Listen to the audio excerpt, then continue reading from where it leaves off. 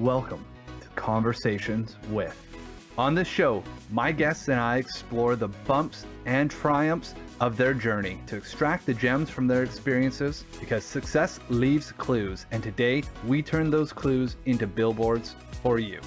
I'm your host, Gene Bernier, founder of Peeled Back, speaker and co-active coach, guiding leaders to pursue a life worth living.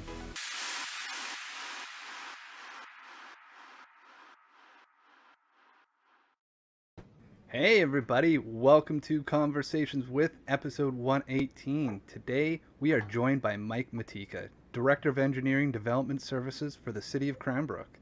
As a diverse professional with experience across public, private, and nonprofit sectors, Mike leads an ambitious team focusing on everything from infrastructure projects to long-term land use planning and economic initiatives.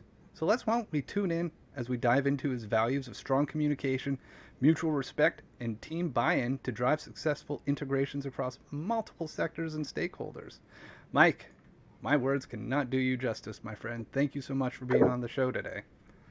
Well, thank you very much for having me. Those words seemed pretty fluffy, but I think they're quite adequate and broad ranging. That is, I don't.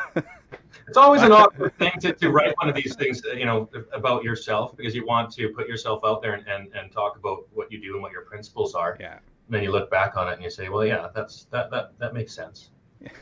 And then when you hear it, it's also a little bit more awkward on top of it. So I'm glad we could adequately put an umbrella around all that you are. So thanks, my friend, for being on the show today. Today we're here to talk about your experiences across all those sectors and kind of leadership and the things that you've learned along the ways and how that's guiding you to being the leader that you are, helping the city of Cranbrook and beyond.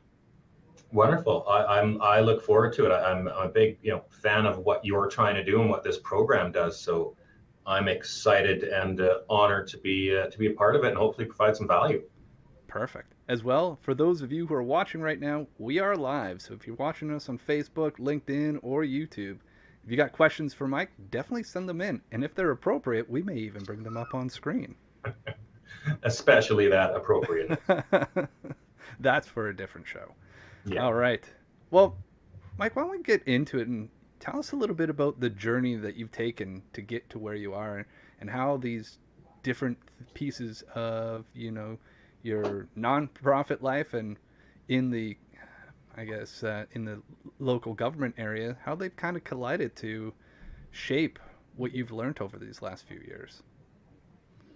Absolutely. It's something that I've had an opportunity to speak to before, and it's often, depending on who the audience is, just like you, I've spent a lot of time doing some nonprofit, some speaking role. I've even done some work, with youth, and really that's where I kind of bring it back to is where the potential for where I'm at today started, in the public education system. I never knew exactly what I wanted to do when I grew up, or maybe I'm still growing up, but it's one of those things, I didn't know what I wanted to do, but at least I had an idea that generally I liked construction. I like to see what was kind of going on in the city, in the municipal realm of things.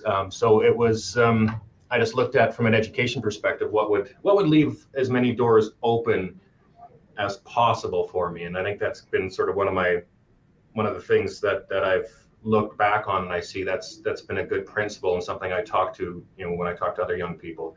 If you're not sure what you want to do, but you know what your interests are, look at a broader based type of education that would give you a lot of opportunities in your fields of interest. Keep as many doors open and as many pathways open to what that potential future may be, even if you don't know what it is. So I did a college diploma in civil engineering technology, which, for the lack of a better description, is, roads, bridges, infrastructure, that type of thing.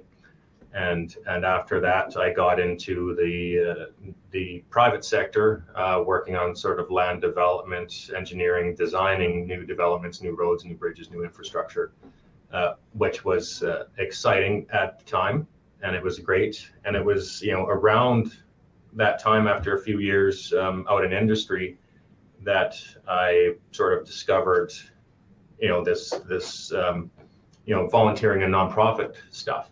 I'd never been somebody that, growing up, wasn't really actively engaged in, didn't really have a lot of friends or family that were actively engaged in it from what I could tell. But, my girlfriend at the time and my wife was somebody who was super keen in it. So I kind of got drawn into that, mostly willingly, and discovered that it was a whole new, potential world that was open to me, and it was something that would provide me with some of those development opportunities that even post-secondary education wasn't able to do. So it was super eye-opening, and so that sort of started two, I guess, development trajectories, or two different paths for me. And in hindsight, I have to say that, the work that I've done in the nonprofit sector has probably provided more development opportunities, personal and even professional growth opportunities than my formal education, or even some of the, post-secondary education or ongoing further education. Yeah. That, So so and to give it a shout out, that's JCI Kootenay and JCI Canada that we're referencing here as part of those education and experience moments. The question I have, Mike, is like, kind of, maybe there's two questions. Is like, now understanding what it means to put yourself in a position to go, I have interests, but I don't know where those might align for the things that I really want to do. How do I keep as many doors open? And then how the second part of that is like, what have you now learned about this concept of education? It's like what you did in school versus what you did with JCI and other nonprofits. Those are all educational opportunities. So how do you view that aligned back to keeping more doors open? I and I think you referenced it a bit in the intro. The one real common skill set that I believe that is very often undervalued but extremely valuable is communication. And communication is a very broad, a broad thing. But in JCI, in that nonprofit sector, where you're collaborating, where you're growing, where you're putting yourself in front of new people, and speaking and doing those types of things, that was really what accelerated and furthered my career. I had a good baseline, or a good foundation of technical knowledge, and book smart, so to speak. So I could rely on that, but Right. there was still a ceiling that I would hit, where, being able to communicate, being able to collaborate, being able to work with teams, being able to express and sell my opinions or ideas was something that accelerated my career and put me in the position where I'm at today. So I really feel like that is something that is common across any job that you're in, or the vast majority of positions that you're in. Even if you're not a communicator, or working with teams, or leading with people, at some point in time you're having to sell an idea or convince somebody of your position, of your stance, of whatever you're trying to do. And that communication foundation, I think, is exceedingly important, and something that really people should invest more time in, and that sort of keeps your doors open. If you've got those communication skills, you can transfer some of that knowledge that you may have to another sector or another industry a little bit easier. Right. And by learning how to communicate, what I also hear is like, you had strong technical skills, you had the experience in your field, you found that there was a bit of a ceiling, and through communication and learning to how to communicate, and you said collaborate as well in there, and sell your ideas, and I'm assuming there's some component of ingesting that active listening around that now started to really open up more pathways for you. Yeah, absolutely. I think, that communication is a two-sided thing, and as you sort of alluded to, is listening. And it's that's one of those items where, as I continue to learn and develop, because I always try to kind of shine a light on myself, and see where I still have some weaknesses, or opportunities for improvement. That's been one of those items that I've been trying to work on the last few years, is my ability to speak, to convince people, to get in front of a group of people, get in front of mayor and council, get in front of a senior leadership team. It did a great job of explaining and convincing people that this is the path we should go on, but having the flip side of things, and actively listening. And that's really where I've sort of made some of that transition to not necessarily managing projects or portfolios, but managing people and managing teams. Right. And if I want to get the most out of my department, it's not me doing it necessarily. It's not me, out there selling and making all the pitches to those individuals. It's me empowering and mentoring my team to have some of those same skills and confidence. And that's been a bit of my shift over the last couple of years here. It's interesting. Like, I never really thought about like communication as a pathway to empowerment through like mentorship, and tying that to your professional career as well. Is like being a better communicator allows you to state where you're going, what that's going to hopefully look like, and how to get everybody through that. But it's also enabling you to have a larger team, or maybe have more stakeholders that you can actually engage with and bring along on that journey. The smoother that you're getting, or I should say, the more confident that you get through that communication. Absolutely. And if you want if you want to get a lot of work done, you want to get more people that are pulling in the same direction as you. Yeah. And I think that's where trying to create more leaders out of the, doing that work in JCI in the nonprofit sector. That was really what empowered me to want to create more leaders, so they would have the same opportunities I did. I felt everybody that got engaged and that gets engaged in the JCI organization, my mandate was, I want them to have the opportunities that I did. What can I do to set them on that same pathway where they discover that personal and professional growth and development that I did? Because I think everybody deserves it. And the kind of, you're doing a disservice to yourself if you don't put yourself out there, if you don't challenge yourself, if you don't try to, put yourself on a pathway to being that future you that has that potential that you don't really know exists yet. And it's kind of a little bit of a blind faith that needs to happen. And it's the same thing with the team of people that I work with. They've got a diverse variety of skills, and some people have,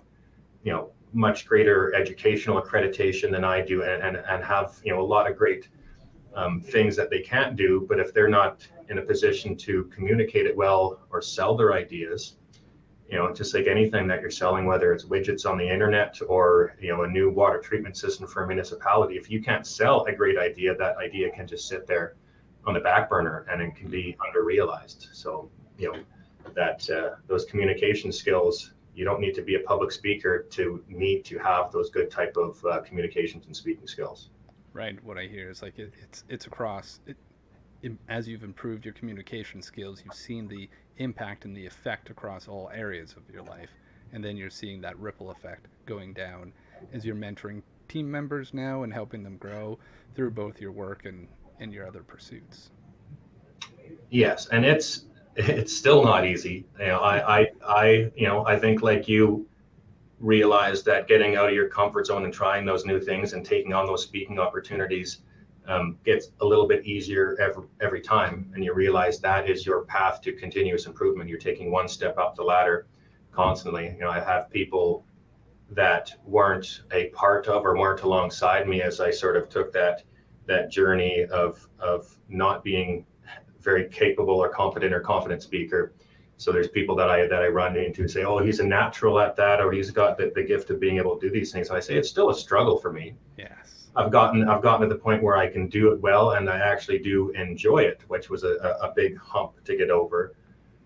But it's something that it certainly never came natural from my perspective. So I try to let people know it is effort. It's like working out and going to the gym every day. You don't do it because it's necessarily fun, but you do it because you feel good afterwards, and you feel good going forward, and it gets a little bit easier every time. Yeah, and there's something about that easier too. Like you said, this is an opportunity for you to step up and get out of your comfort zone. And the thing about doing that, the more reps you put into it, your comfort zone is extended. Just means that you're able to pick up, if we use the metaphor of the gym, you go there enough, all of a sudden you can pick up heavier weights and be like, oh, okay, this is new again, and you learn the skills, just like you are. You know, I know you've been uh, told multiple times that you are a very gifted speaker, which you are, but that came through a lot of work. And reflecting back on that, how stepping into that first time that you stepped into that spotlight to go, okay, I'm going to give a talk, or I'm going to compete in a competitive speaking competition, or have to try to sell somebody on my idea. What was that like to break through to that, as going, oof, this is really, really uncomfortable? Well, I can say with honesty, because I think I need to be honest about it, and speak with vulnerability. The first several times I said I was going to do it, I probably backed out. I do remember one specific instance where, you know, there was a speaking competition. I'd gone through all the training, and I was like, this is my time to do it. And I found an excuse not to do it. I arrived late. I was traveling from across the province. I was working with the Ministry of Transportation at the time, and I pretty much found a reason to bail. And I look back on that, and that's one of those drivers for me to say, I could have done that, and that could have been the end of it, or I could look back and say, that was a missed opportunity.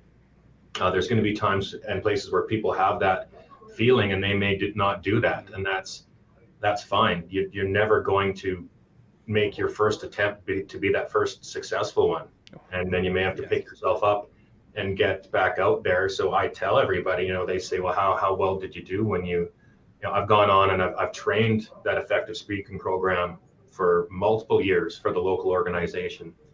And I get asked, well, how well did you do? You must have done well in the speaking competition. I tell this story about how the first time I just bailed and I ran. And then after that, I use that just to say that happens. Don't be honest with yourself, but I'm telling you that because if you do that, if you feel that way, that's normal. And let's collectively try to get you over that hump so you can do it. And then, even when even the first time I did do it, it's still one of those things where you're frightened. You got all this anxiety and jitters that come from nowhere. And from my perspective, it was the fear of the unknown. It was the fear of people not liking me, the fear of people thinking I was no good. It wasn't the fear of me not being able to speak what I needed to speak about, or being knowledgeable of what I was knowledgeable about. It was fear of people's perception.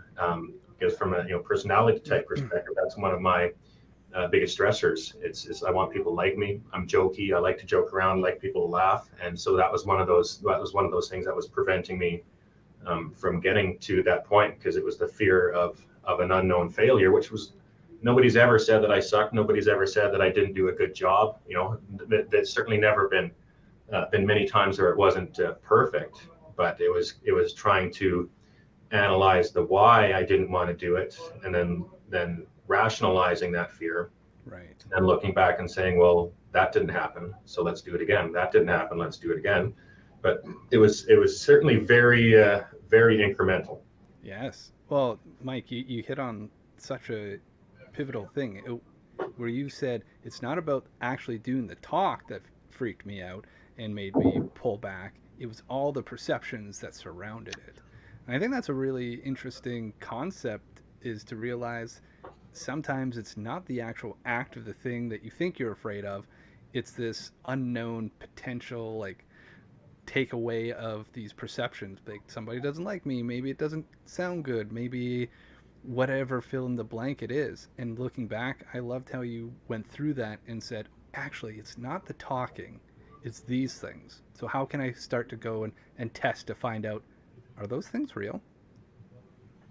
Yes, and I think what I've found, because I look back at some of these lessons and some of these things that I've done, and geez, and sorry, I had a technical glitch there. Everything went black. Still here. So I look back at some of those things that I've done, and I find that some of those tools that I've acquired since then, and a lot of it, and I know we've done it, in the nonprofit role and in JCI role, and I've done it quite a bit of times in my professional career, is looking at that personality type and then truly understanding yourself. Yeah. And I think that's one of those most valuable tools, you know, that I've seen in understanding myself and understanding what motivates me and what stresses me. And that's really, those are some of those things that I really like to focus on.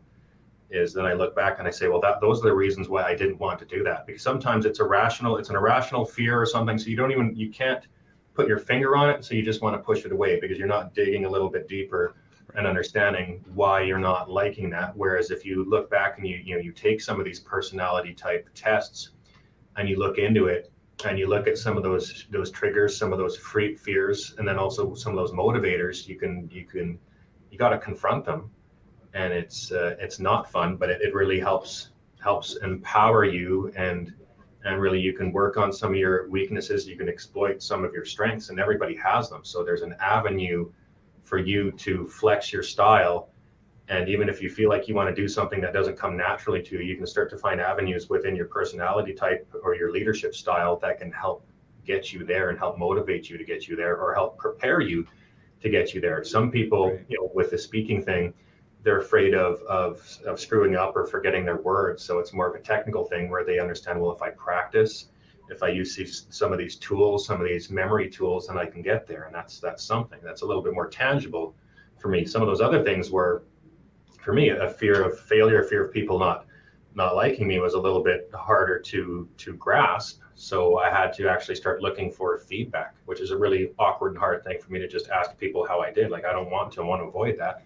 But that was one of those things is I can shine a light on myself, but if I don't ask for those feedback mechanisms that help shore up and help get away what those irrational fears were, then I wouldn't be able to get to where I was. So yeah, I think shining a light on yourself and inviting other people to in a safe place, provide some of that critique and feedback can really help me.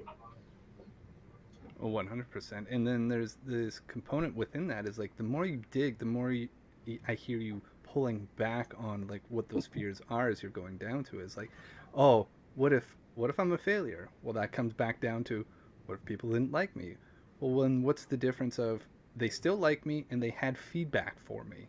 Well, what now is in that feedback is the painful loop. As you kept asking the why, you dug down deeper and were able to expose more of where you could do some of that work to connect your strengths into those perceived weaknesses that you were having. Yeah, absolutely. And that is a difficult thing for a lot of people to do, is to be open and welcome to that feedback. But I think it does help. A lot of those lessons you can find over time, or it just growth opportunities that go under realized. But having other people provide that feedback, and even as a team, if I'm working with a team here and we have everybody do a personality type test, so I understand the same thing about them. What's your motivator? What stresses you? What about our two styles work together? What about our two styles don't? Right. It allows me to ask them for feedback in a way that is comfortable for them as well. So it's a bit of a more open and transparent, and a place of comfort, and a bit of that vulnerability. And it takes time to break those things down, but it short circuits and it fast tracks some of that improvement, and it also helps get to some of those potential conflicts much much quicker as well. Right. If we're all ready to lay our cards out there and say, look, if you approach me this way and ask me to do something, it's not going to work. But if you do it this way, it'll be more of a motivator for me. Right. Um, we need to be, we can't be blind to that, especially in today's world of people having different opportunities to do different things. We need to really be cognizant of how people react to the way that we're collaborating together, or if you're in a leadership position. I think that starts to really shift us into more of a conversation around leadership. And what Mike actually answered, we had a viewer, Jonah, ask a question about how does Mike use his understanding of those personalities to understand those he's leading. So he didn't even see the question, and he answered it for us. So, hey, thank you, Jonah, for submitting your question. And Mike, really thanks for diving into how leveraging the understandings of the personalities of your teams have helped your leadership. So from that place of leadership, you've got an understanding of who is on your team, you're having a communication. Now in your world, things change on a regular basis, and as we were talking about before the show got started, is like a lot of those times, a lot of those things can potentially be outside of your control. Yet still, you're setting a bit of you're setting a north star for what you want to achieve as a team, and then there's opportunities to learn how to handle what comes up as a team, knowing you can never predict and plan for everything. Mhm. Yes, and those are especially those unknown or unpredictable, unforeseen circumstances. There's certain, you know, it's just like how you communicate new news to your team. You need to understand how they're going to receive it, and sometimes you need to go to them personally and work with them, or you just need to understand that some of them are going to need a little bit more work on certain items, right? So for my leadership style, it's if you're looking at it from like the DISC system that I've worked a lot with, it's direct and influential. So I'm a very traditionally a direct leader. I'm capable and confident to tell people what I want and what I need them to do, and I'm influential to the point where I'm very good at convincing them what to do. So it's from a traditional leadership perspective, those are often seen as strong leadership traits. But I'm on the weekend when it comes to providing a lot of details as to why, and sometimes getting a lot of feedback to make sure that there's buy-in on those decisions that get made. So those are the type of people who really, surrounding yourself with a team of people that have those different types of personality types is the best. If everybody's just good with going with the flow and telling people what to do, those people that are great at the details and that need those explanations to really give them a grounded place to then work from, you don't get the best type of work done. So those are the people that they need to plan ahead. There's the people that really need the planning, they need the details, so then they can go from a place of comfort. If you're telling them what to do without providing those details, then it's uncomfortable for them. So if something new does happen and the nice structure that they have around them has been shaken, and then they feel like they don't have that control, it can be really upsetting. So that's where I come together and say, like, let's develop a plan. Let's talk about what is worrying from your perspective about this. If it's not my strong suit to help develop an updated plan from this perspective, let's bring in some resources. Let's talk about it. Let's triage the issues. Even if it's let's plan this day to day or week to week, let's sit down and provide you with that comfort letter or comfort and support to do it. I can't just tell you, let's just wing it. We'll be fine. Telling people we'll be fine, don't worry about it. I still do it all the time because that's what comforts me in my head is, don't worry about it, we'll be fine, it's all going to work out. Yeah. That is a major stressor for those people that need to have some of those details, need to have a plan in place. I think there's a level of awareness as a leader to know where you land on that scale, right? I think earlier in our conversation, you pointed to something, to having that belief in yourself to make the jump, to be outside of your comfort zone. But sometimes people are really needing that belief to be knowledge and to be really outlined for them so that they can see that whole plan about, like, how do you plan, what's the 8-step process of jumping out of your comfort sphere, versus people that are probably more along our lines. We're like, we'll wing it, we'll figure it out, we're confident, we'll find, we know by the time we get it all done, it'll be done, right? But that doesn't, like you say, that doesn't always work for everybody. And being aware of you being the leader in that space, going, I believe we'll figure it out and that we'll come to a plan, and then coming kind of walking back and going, all right, everybody, let's make sure everyone sees where we're going. Now let's start creating the plans for as far as we can see and making sure we can all get there together. Because that's a different experience as well, going, we're going to get there together, versus I'm on my own, I'm going to jump because I have the belief, versus we want to get here together. Yeah, absolutely. And especially if you're as a part of a larger team that has multiple different leadership styles, multiple different objectives, different scopes of work, you need to make sure everybody's kind of being encompassed in that plan, and you're tailoring it to them as much as possible, just in the way that you're communicating and deliver it. Yeah. There's times when action may have to happen quicker, and you don't have time to develop a plan to get everybody on board because you need to make a decision tomorrow. And those are some of those tough times where, look, we don't have enough time to make that 8 or 9 step plan because I need to make a decision by the end of the day. So I need to get your input now. I need you to understand that I really trust and respect and value, your desire to have more detail on this. So, that this is what can we do in the future to make sure that we're better prepared to be agile for that change ahead of time. So do we need to have some backup plans in place? And those are some things that probably should happen, because I work in an industry full of processes, and a lot of those processes are up in people's brains rather than down on paper.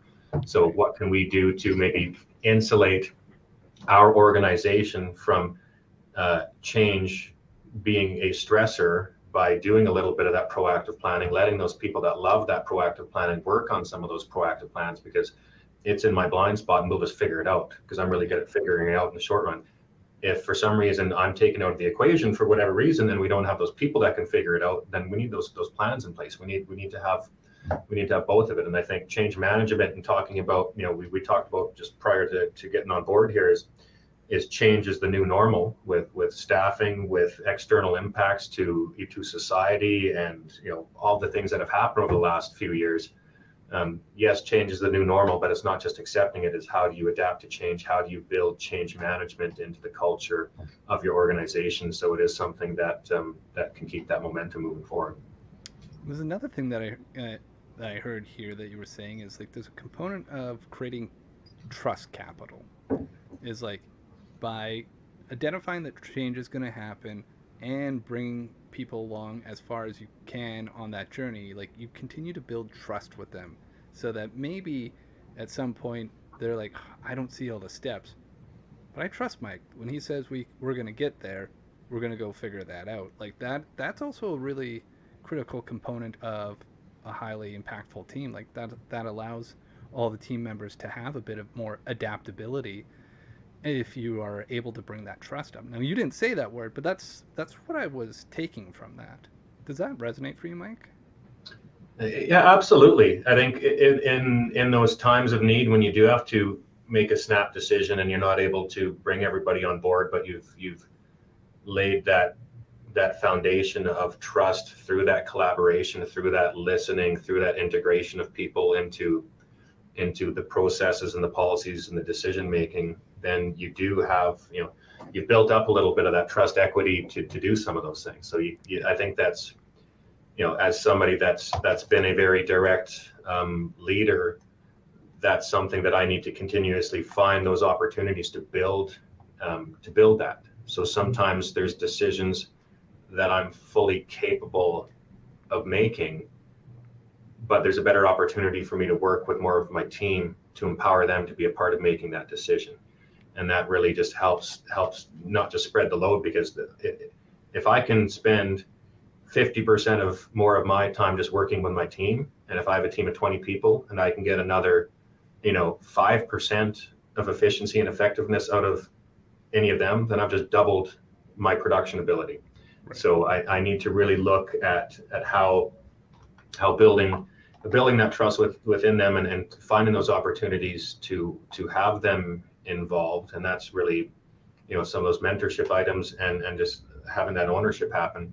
We've got a lot of newer and younger people that join our team all the time, and that's happening in all industries. And so that's that opportunity where, if you want to accelerate people's ability to be independent, to be confident and make those decisions, finding those opportunities where it may take a little bit more time and may not be as efficient or effective, but it's an opportunity for them to build their ability, and then it builds their trust in you as well, as you said. I think that's a wise piece for all leaders to take in. It's not always about not every path has to be the most efficient. It's like, what is in the best interest of this team towards our organizational goals that we're trying to achieve together. It's like, sometimes that does mean going a little bit slower for the new people to learn the skills, to get up to speed, to find and bring their own set of perspectives to how this is all being done. And as well, laying the backtrack of like what backs up these processes that are taking it outside of our mind, so that maybe down the road we can onboard in a new, more efficient way. Yeah, absolutely. And I think the more you move up that leadership ladder, the less time you should be sitting in that, that quadrant of operations and what's here and now. Hmm. So that's been part of what I've been trying to evolve to do is I need to be consciously setting aside enough of my time to be developing my team rather than doing the tasks. And even as a leader, I still have a lot of tasks that I need to do. I need to meet with a senior leadership team. I need to meet with council.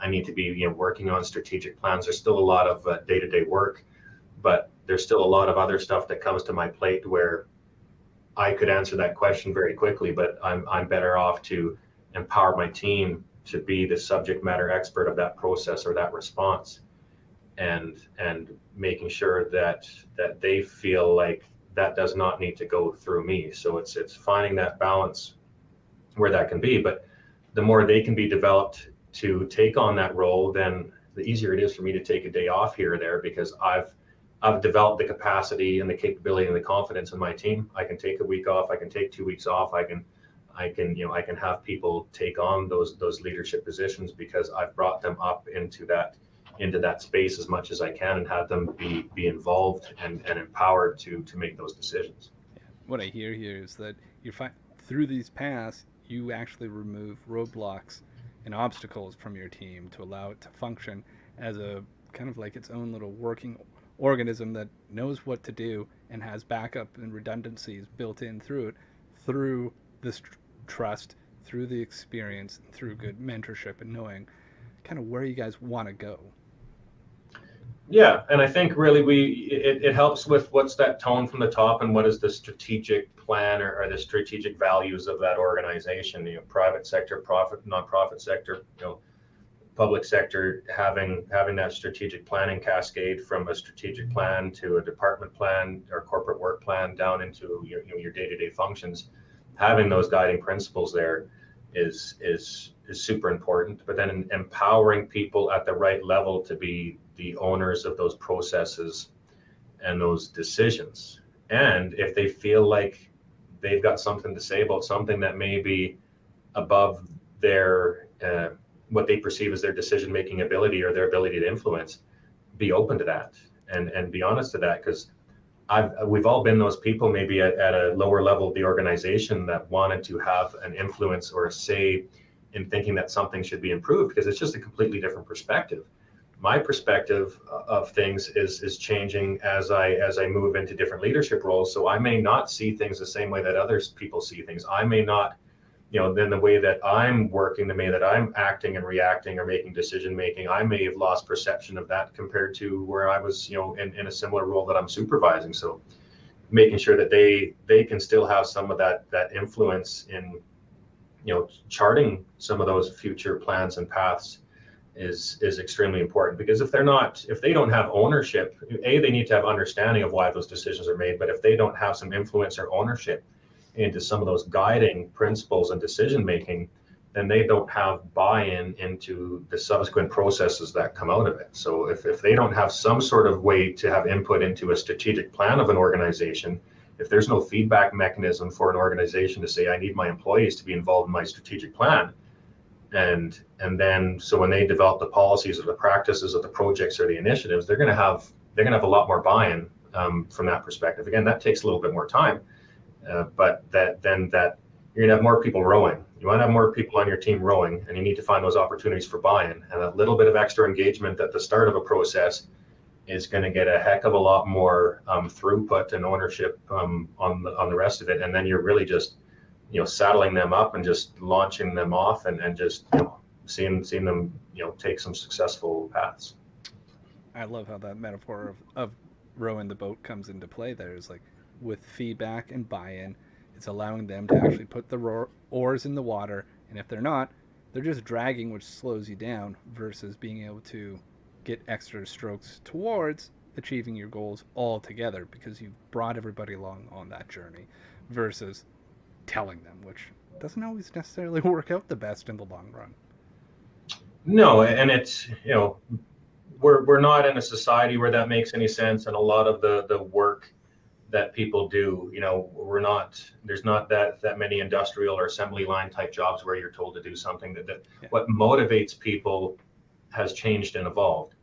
And really what people want for motivation, a lot of it is having that ownership or empowerment to be a part of the decision making, because that's kind of where we are as a society. So I think we need to do that. A lot of people that take that attitude of, I'm only going to do something if I was told to do it or if I've been provided with that direction, and they're not going to do anything until you've told them to do something. So then you're spending all day delegating tasks rather than people pulling tasks and pulling work away from you, saying, well, I'd like to do that. How about we do this? How about we take on that initiative? Right.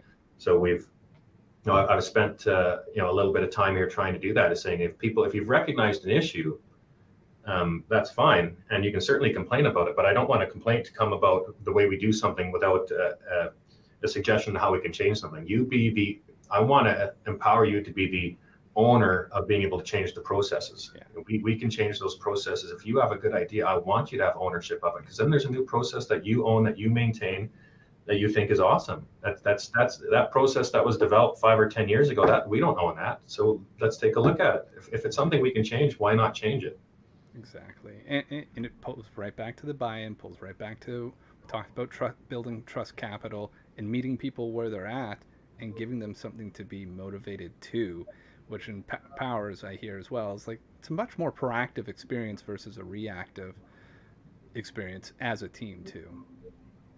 Yeah, for sure. And it's exciting. In a local government setting, there's a lot of processes that we have that are defined by laws or legislation. There's not a lot of latitude to be entrepreneurial and to develop new things. But the lane that we do have, there still is a lot of new things that we can do. There's a lot of changes in the way that we can communicate things, the way that we can develop our processes, the way that we can have influence over things that aren't otherwise legislated or in a set of bylaws or policies. So, I find that people like to have some of that ability to be entrepreneurial and try new things and maybe make a few mistakes, which is as least bureaucratic as you can think it is. But I think it does help the organization evolve and helps develop the people a little bit quicker.